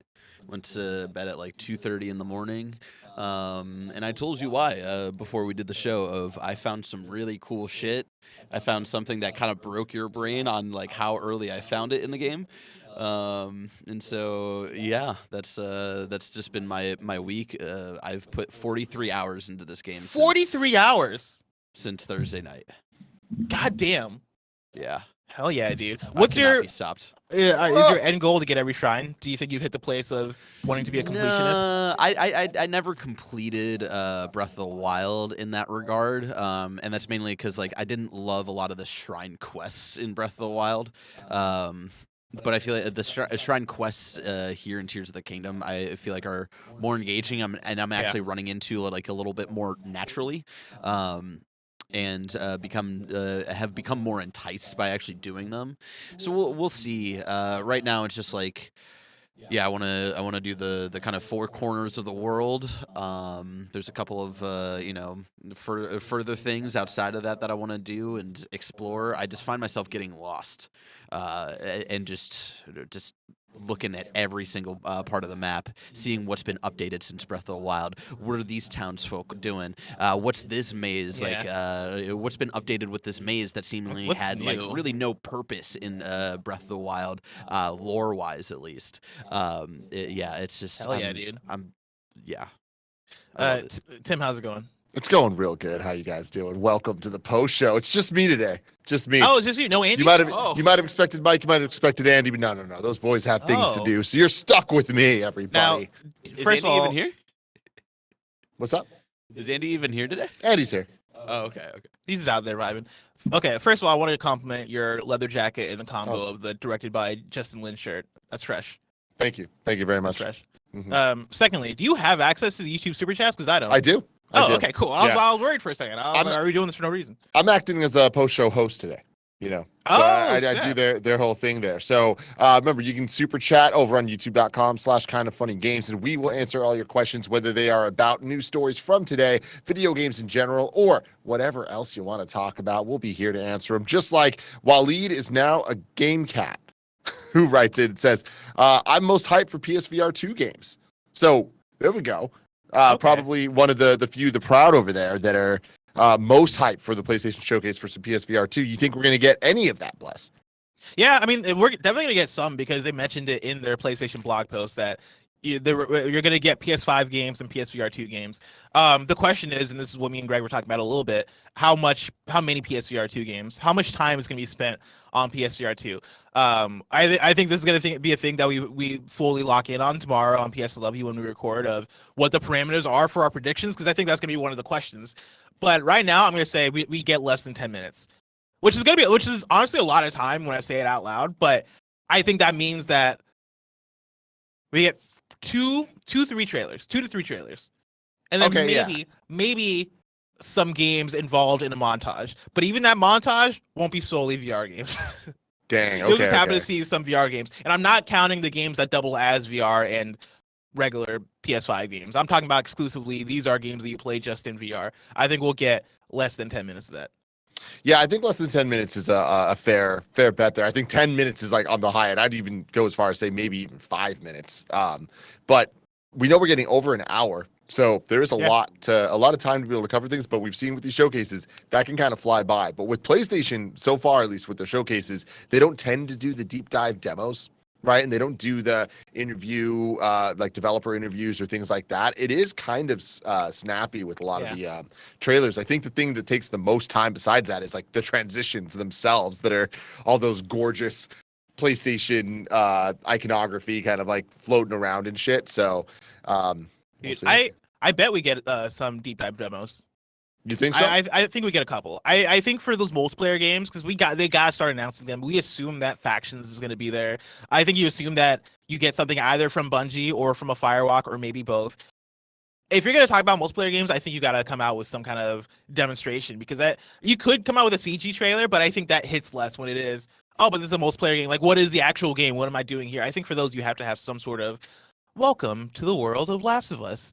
You come back to the hub where you get to talk to Ellie, and Ellie gives you missions, and you go out and you kill the fucking Firefly. Like, I think you're gonna have some sort of demonstration on what is going on in the world of a lastless multiplayer game and a few of those multiplayer games, but I don't think they overdo it. I don't think it is a straight up full Division ass 7 minutes being spent on one game. I think maybe you get Yeah, 3 to 4. okay. 3 to Yeah, 4 for minutes. sure. Maybe like we've seen of even like Hellblade at the Game Awards, I want to say. Game Maybe Awards, a couple yeah. years ago, where it's like we kind of got that. It was a gameplay and kind of a demonstration, but it wasn't like, a giant chunk of anything.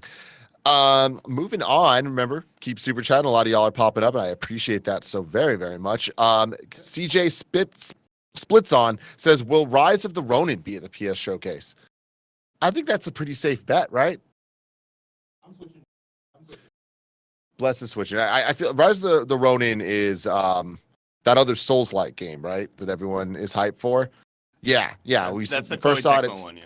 Yeah, it's State of Play, September 2022. Yeah, I definitely think a lot of the games that we've been seeing at State of Plays before that were kind of like first shown, I think we're going to get like a bit more info on and maybe some release dates, or maybe not, because that is one of my biggest criticisms of the PlayStation Showcase is there's always like one key piece of information, and that's usually the level of exclusivity or the release date that they just completely omit from the showcase, and then they tweet about it the like next hour, or Jeff Keighley has some extra info. So but yeah, I imagine Rise of the Ronin will be there.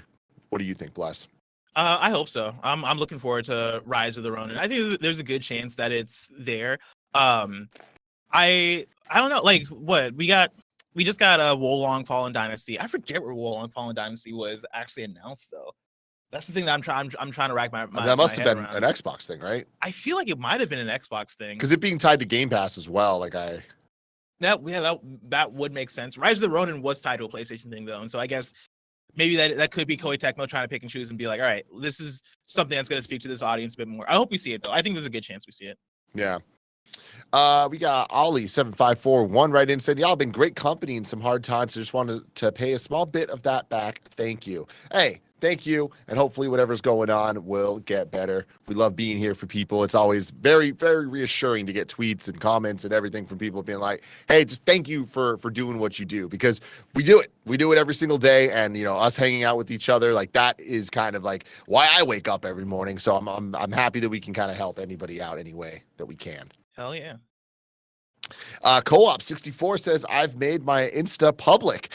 Miller, you're a coward. Also, Bless hair is looking good today. Tim, how hyped are you for next Wednesday? I imagine that this is Cody Hagler, but I could be wrong. Anyways, no, it's somebody else that Greg decided to harass about their Instagram being It's private. Nevin Someone Island, else. who's now Someone else. Nick Evans. I apologize, Co-op. How hyped am I for next Wednesday? 10 out of 10, could not be more hyped. Does that lead to potential disappointment? Sure. But does it also lead to my expectation that this is going to be an absolute banger of a showcase? Yes. I think that we're in for a fucking treat. All the things are lined up, and we can talk about dominoes all we want, but PlayStation has knocked those dominoes over time and time again when it comes to the showcases, and I have no reason to believe that won't be true next Wednesday. But unfortunately, it will not be live at the Shrine Theater in front of those dreams are dead. Those dreams are dead. dead. Sucks, man. Come on. Ubisoft is doing a live show in LA. Fucking Ubisoft. PlayStation doesn't play. They're like, hey, we're creating no room for error. No room for awkward silence or somebody not clapping for an announcement. We're going to create the perfect showcase, the perfect presentation for you. And I get it. Also, thank you so much for the compliment on my hair. I am getting a haircut today, though. And so I'm going to look different next time you see me. See, the problem with you, Bless, is that your hair, I really like how it looks right now. Yeah. Like I'm really, really into it. Really? And then you're about to get a haircut, and I'm going to be really into that. I feel like your end of life cycle haircut and your early life cycle haircut are like, 10 out of 10. It's the best part. I know that's true for a lot of people, but I feel like, actually, no, it's not. I feel like most people, once you start getting to the end, it starts getting real bad. You know, I hit a point that my hair is like, it's okay right now, but it's way longer than I normally like it, especially on the sides.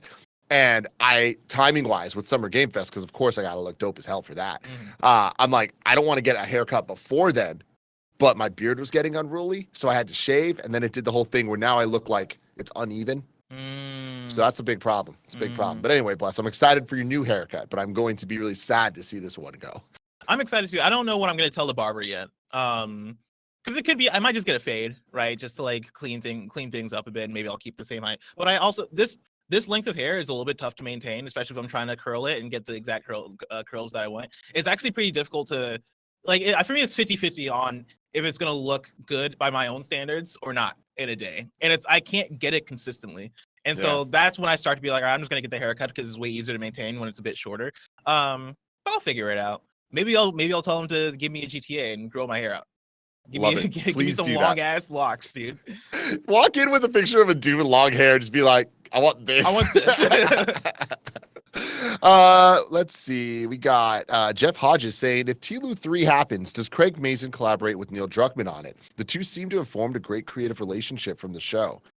You know, that's actually a very interesting point that I can see happening. Really? I don't think it's like a guarantee, but I think that Craig definitely has that mind. He likes video games a lot. I can see him being interested in it in the same way that Neil's interested in going to the other side of TV and movies and stuff. So, yeah, I'd be really down for that. I don't know how I feel about it. I think to make that transition from, making that transition from video games to TV is, of course, difficult. And I think Neil Druckmann, with the help of Craig, they're able to make that work and they were able to nail it. I worry about the other way around, though. I worry about what that looks like, especially if it is trying to be in synergy with what will probably become a TV product. Having people in the room that are thinking that way of, oh, how do we eventually get this to the TV screen? Like, what does that look like in synergy with the TV stuff?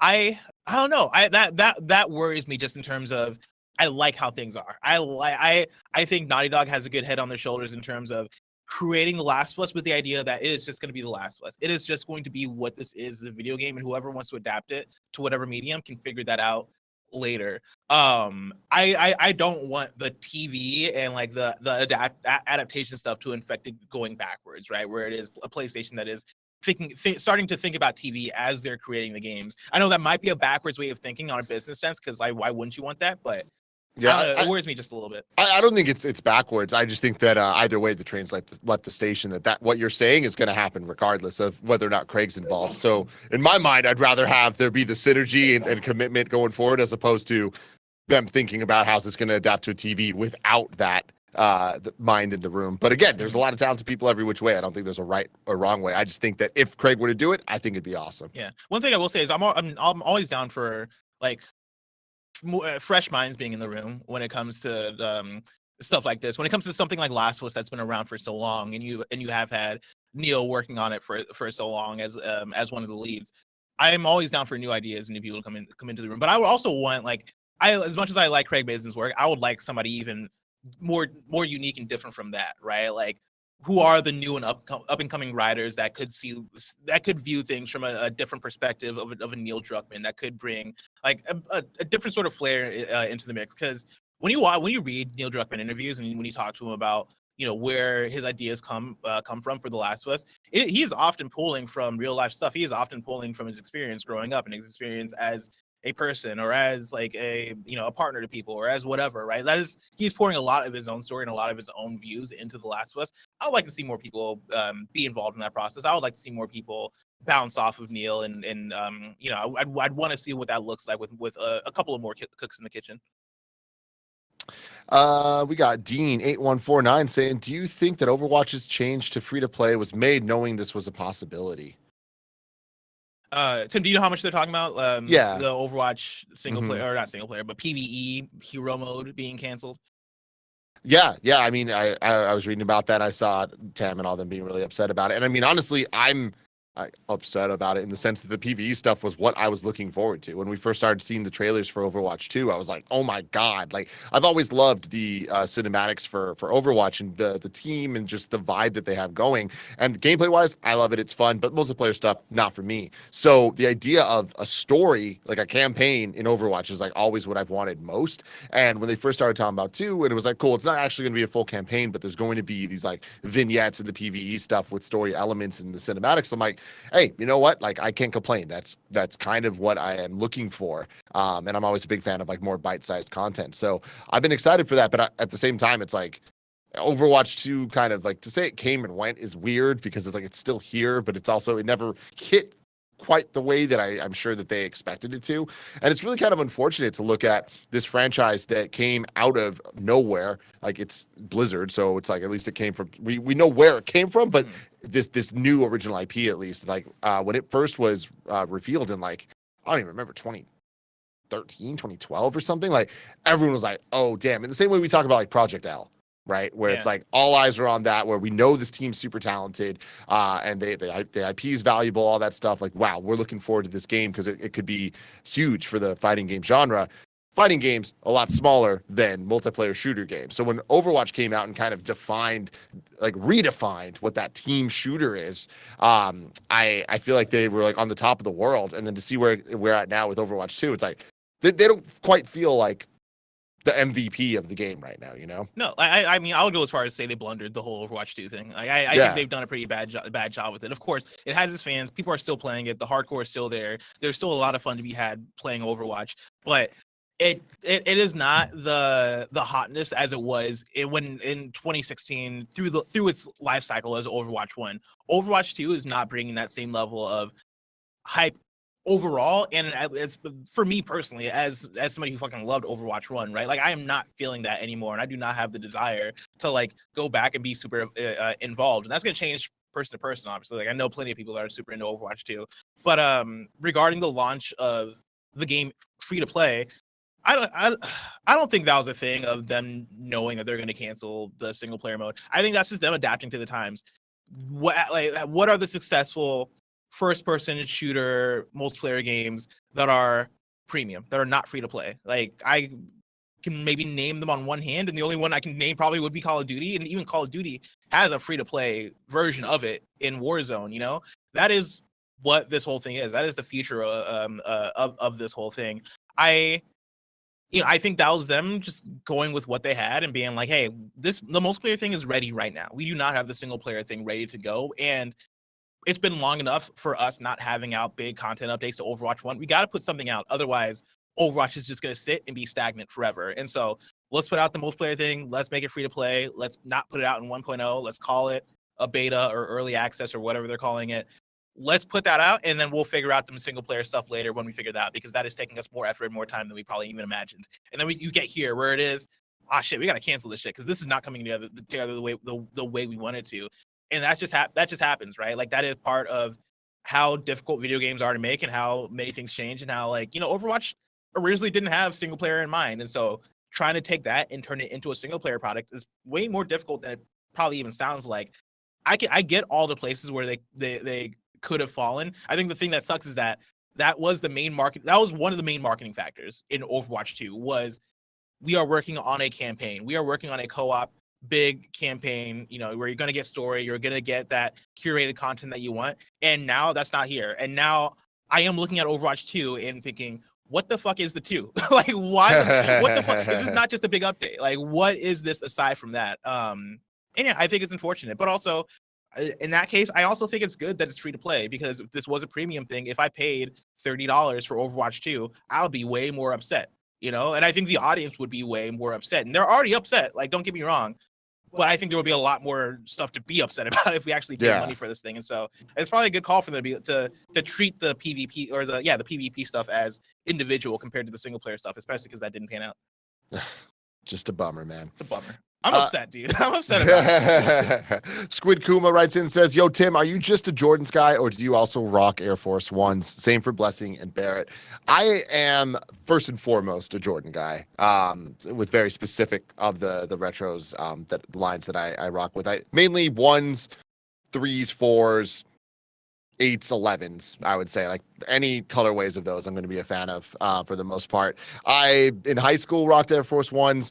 They went out of style, and now they're back, and I can't get back on those. There's something about them that I've moved on from, but I still love Dunks, love Air Maxes. Pretty much Nikes are the thing, but yeah, Jordans specifically are my bag. But not necessarily against it. I just don't ever see myself wearing Air Force Ones again, unless they're like a super dope colorway. Oh yeah, I'm not a sneaker person, so I don't have any input. Yeah, but no. I haven't been outside of anything that aren't Vans and probably. Bear's like, I don't wear shoes. Period. No, that's my wife. Yeah, I think I've only worn Vans for the last 14 years. I owned a pair of Converse in like freshman year of high school. That was before like they put in like actual soles, and it was just like flat-footed Converse, and those were terrible. So yeah, Vans or die. Fans who die, baby. Then Solid Earl says, "Hi all. Do you think the alleged Metal Gear Solid 3 remake will record new dialogue with new actors like Final Fantasy 7 and Resident Evil, or retain the classic audio? Cheers." Very, very interesting question there. I would not be surprised. My bet would be they re-record it all, but they use David Hayter. Oh, that they keep the same Snake. That'd be dope. I think that'd be the right way to go about it. I have so many questions in terms of the extent that this remake is going to be a remake in the case of something like Resident Evil 4 and Final Fantasy 7 versus something like Shadow of the Colossus or even a Metroid Prime remastered, right? Like I'm not expecting them to revamp the game. I'm not expecting this to be a reimagining. I'm expecting this to be more of a one-for-one thing. And that being the case, I would expect the same dialogue. Like I honestly hope they don't change a thing. Like unless they have Kojima working on this thing, I don't really want them to change too much. I'd say just make it look better, replace like the art assets, like have spruce up the character models and make this game look like a PlayStation 5 game. And that'd be my biggest request. I'm down to play the same game that looks better in the case of something like a Shadow of the Colossus. But I guess for you, Tim, what is your expectation? I know we don't know much, but do you think this is gonna be more of a Resident Evil 2 situation?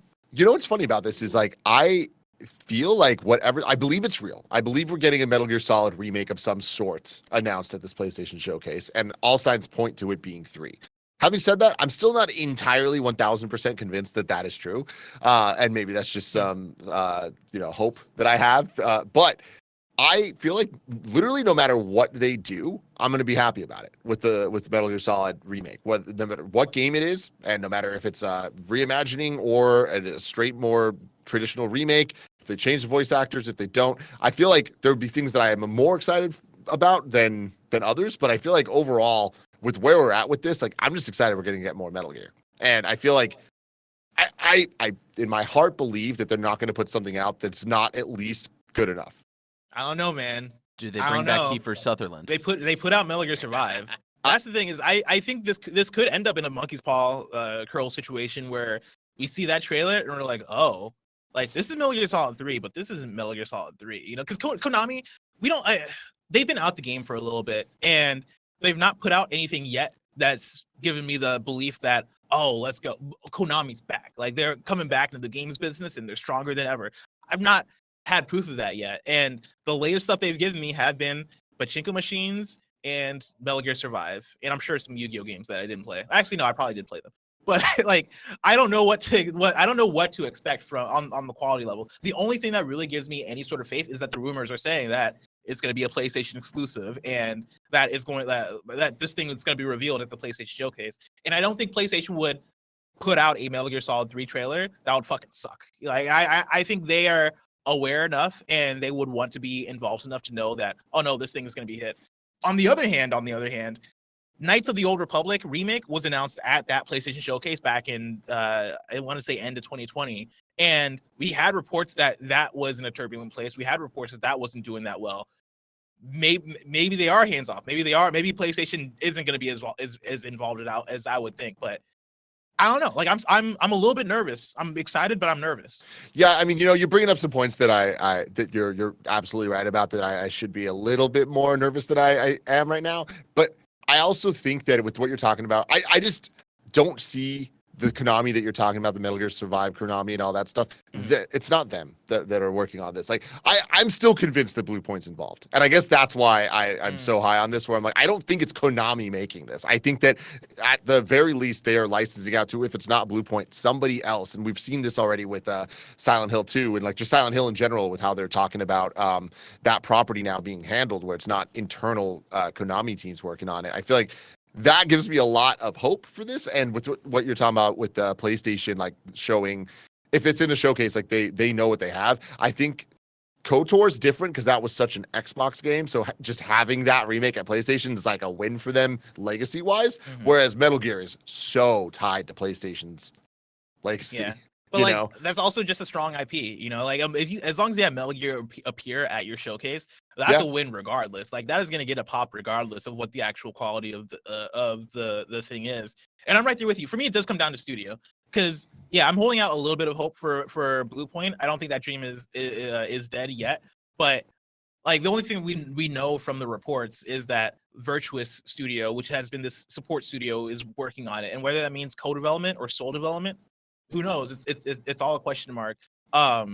But what I forget the name of the studio that's doing KOTOR. I think it was Aspire. Aspire, Yeah, like Aspire was a similar thing as Virtuous Studio in terms of this is a company that does a lot of remasters, a lot of their port house. Like they're not really known for making big new games, and then they announced KOTOR being a big new remake, and that is turbulent. That ends up not being such a great situation. And who would have thought that the people that held the rights to Knights of the Old Republic would fumble that bag, would give that IP, that project to somebody who wouldn't be able to handle it.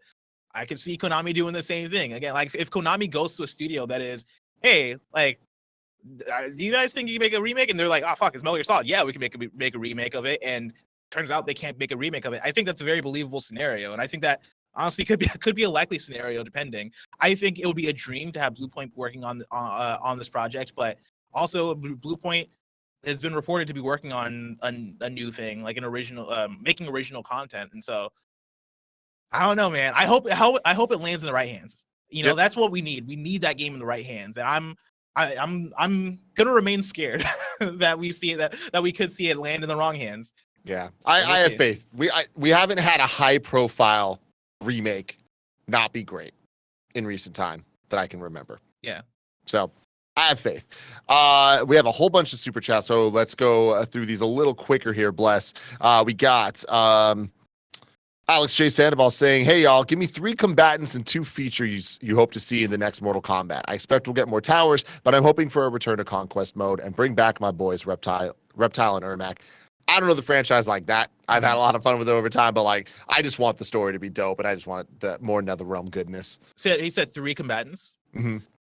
Takeda Takahashi from Mortal Kombat 10. Ermac.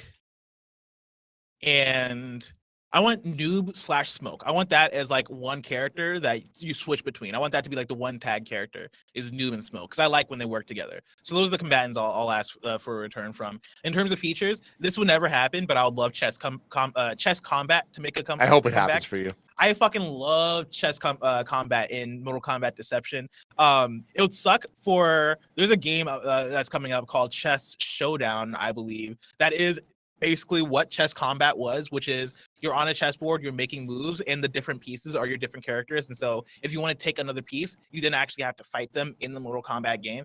Such a good idea for a mode, such a really fun mode. I would love for that mode to come back. So that's one I'll throw out there. Chess with a K. It's crazy. Well, it was combat with, or chess I think it was combat with a K.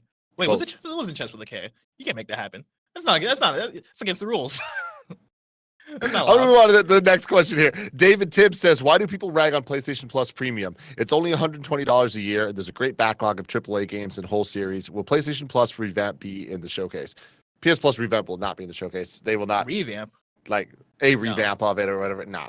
It is what it is. I think people rag on it because there are competing products that are similar that offer more things that those people want.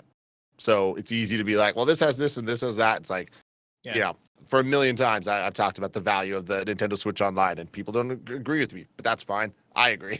I think that's how this works. Those services are also more straightforward. The thing that I usually clown on is just like the whole tiered thing, and like, you know, the classic games being all the way at the premium tier, but sometimes they don't listen to their own rules, and like they put PS4 games on the premium tier. It's just like it's a jumbled kind of like marketing mess on like how to clearly tell the audience what is where, right?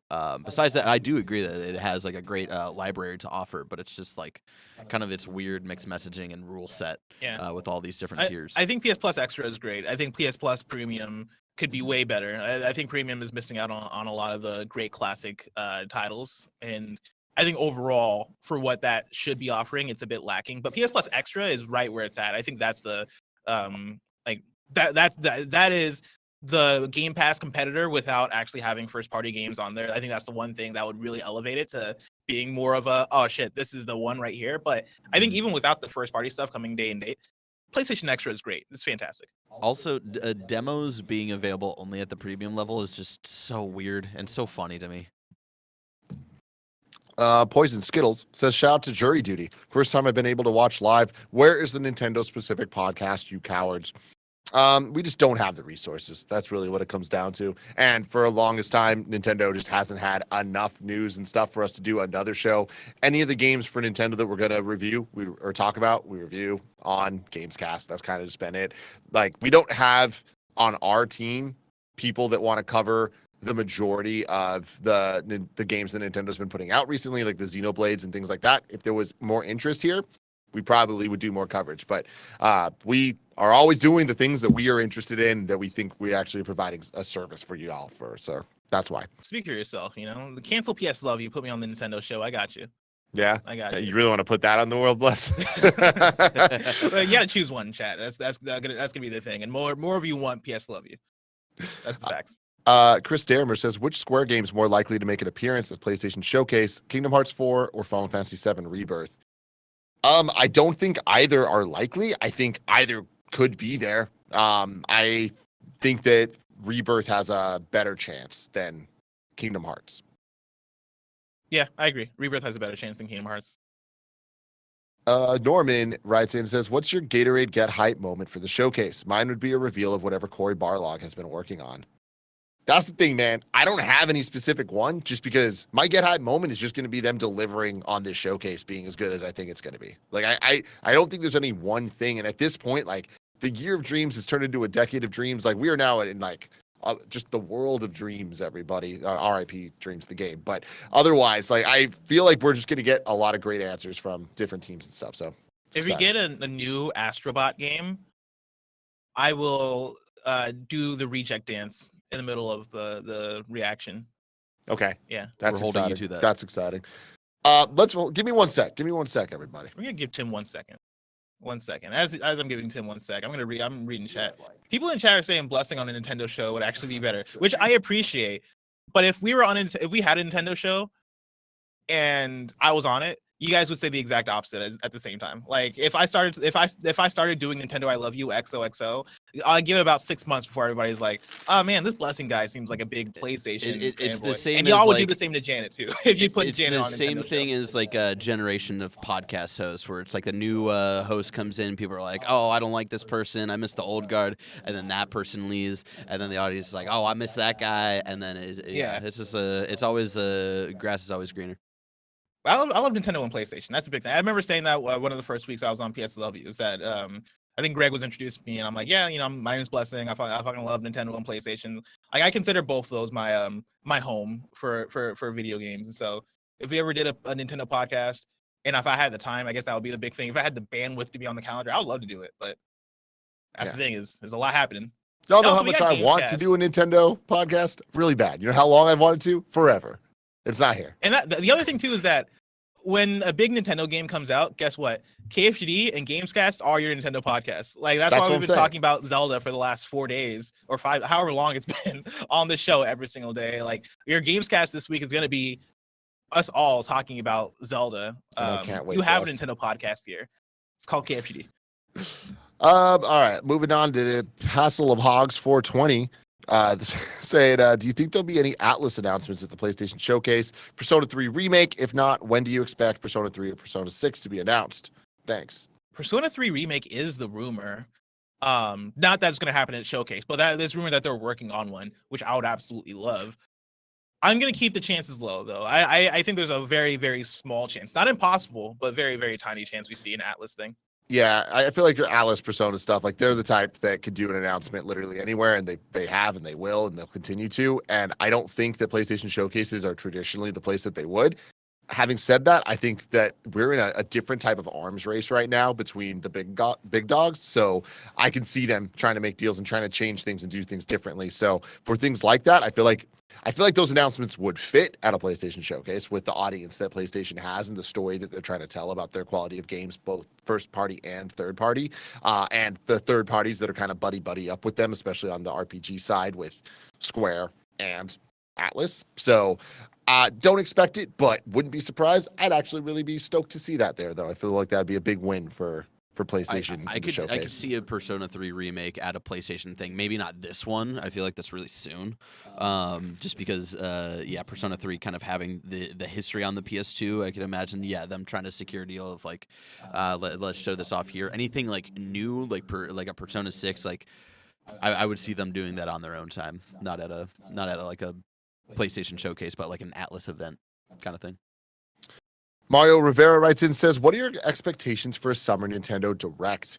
Does it happen? And what are your thoughts? Also, I owe you an email, Tim. There's a smiley face there, but I want you to know, Mario, that to me feels like a threat. I don't need more emails. I need less emails. My emails are scaring me. There's way too many of them.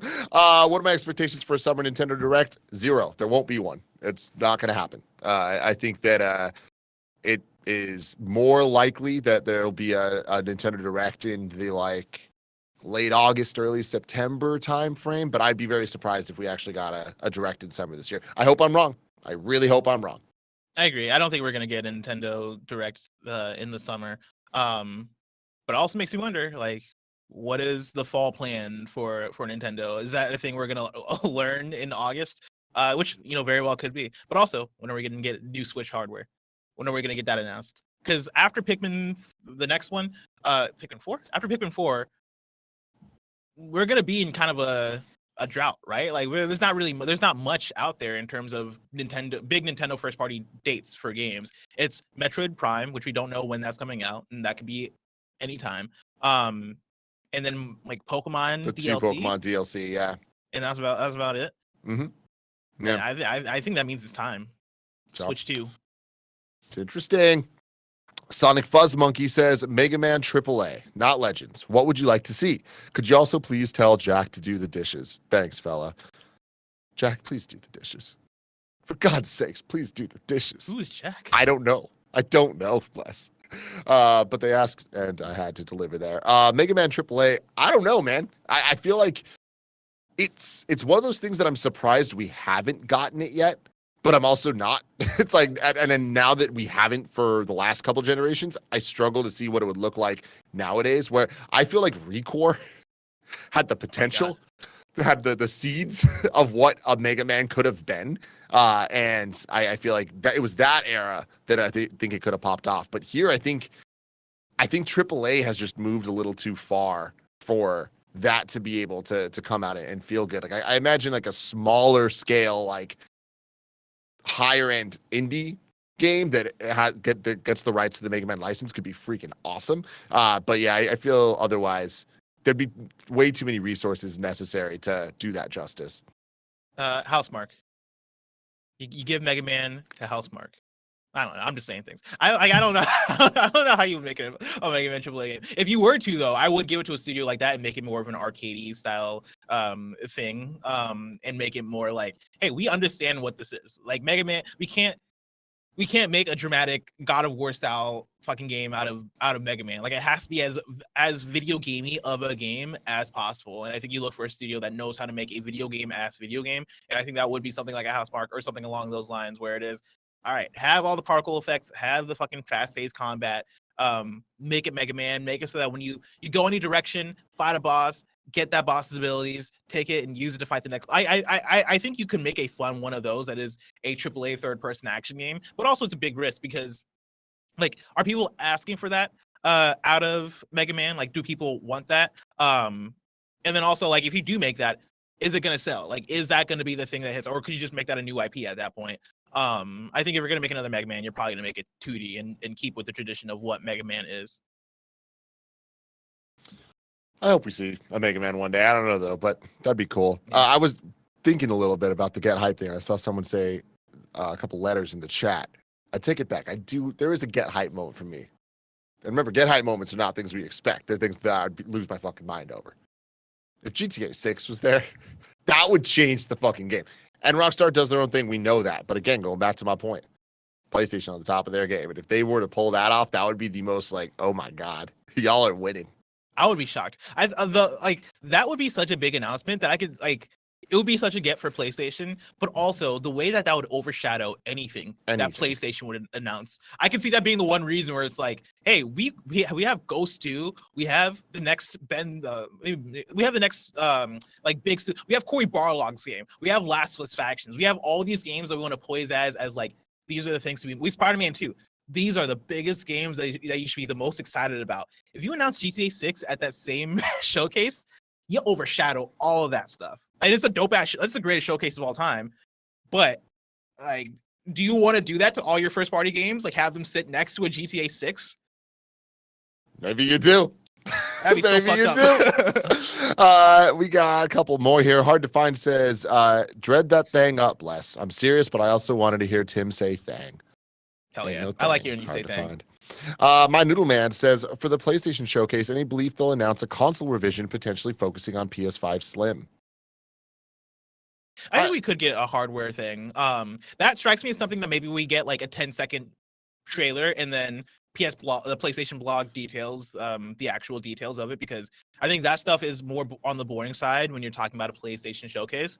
But the rumors have been that we're gonna get a PlayStation 5 disk drive thing that is like a separate disk drive that you plug in via USB to your PlayStation, so that you play physical games there, which would make me think that they phase out the actual disc PS5 to then maybe make a slim PS5. There's a lot that goes into that, and that's all so difficult to try and communicate through a PlayStation Showcase. And so, who knows? But if that stuff is going to start up this fall, then I think a showcase isn't the worst place to start that rollout. I think maybe you show an image, or like you show the video of, hey, this is what the new PS5 Slim looks like, and then over on the blog, that's when you get into the details of, hey, we're phasing out the physical version, we're adding in a PlayStation disc drive, and put out all that nerdy info that people would need to know. Yeah, I'm 50-50 on that one. Let's go to Repurg Mag 18 saying, hey guys, have we noticed that Sony will give us a certain amount of days between their announcement of a show and the live stream to temper expectations? Data play is normally 1 to 3 days. The showcase giving us a week. I'm hyped. Yeah, that's kind of been their MO recently. I feel like Nintendo is the one that announces a direct that's happening the next day. But PlayStation's been pretty reliable, and to the point that we had heard rumors about the May showcase, and we had already been planning our schedules around it. Like we bet right, essentially. Yeah. Like we already kind of assumed it was going to be on the Wednesday of next week, and guess what? It was on the Wednesday of next week. So, yeah, I think that's great. And us getting the week. I mean, this showcase is going to kick ass, y'all. And over an hour. People keep questioning me. People keep tweeting at me, being like, Tim keeps saying that all the showcases are great. And then they're like, what about this one? And they start talking about it. I'm like, read what you just sent to me and try to tell me that wasn't a great showcase. I don't know what people expect. Listen, you can never satisfy the internet. But also, yeah, this being over an hour is honestly the thing that has me the most excited, because what the fuck are you going to talk to me about for an hour? That means you got some shit, PlayStation. You got some shit to lay down, and I'm ready to have you lay it down on me. Yep. Lay it down on me. Lay it down on him, PlayStation. Spartan0325 says, if y'all can talk about your experience with Final Fantasy 16 soon, blink twice. JK, but for real, I need more. Look, here's the thing, everybody. All right. Final Fantasy 16 is coming out on June 22nd. So that means that what me and Andy and Michael Hyam got to play a couple weeks ago, you guys will hear it before June 22nd. You know what I mean? That's all I can tell you right now. That's it. That's fair. But hey, that's not that far away. I'm excited.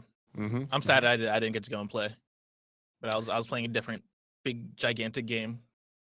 Tears of the Kingdom. I was playing Tears of the Kingdom. There we go. So that's all the super chats. Thank you so much for hanging out with us today. I am going to leave you, but you are not going to be alone, because some very, very beautiful gentlemen are going to join us.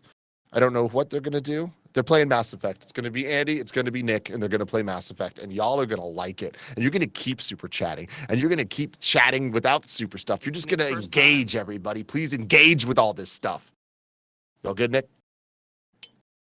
Engage. Engage. It's Nick's first time playing. Bye. Nick's first time, everybody.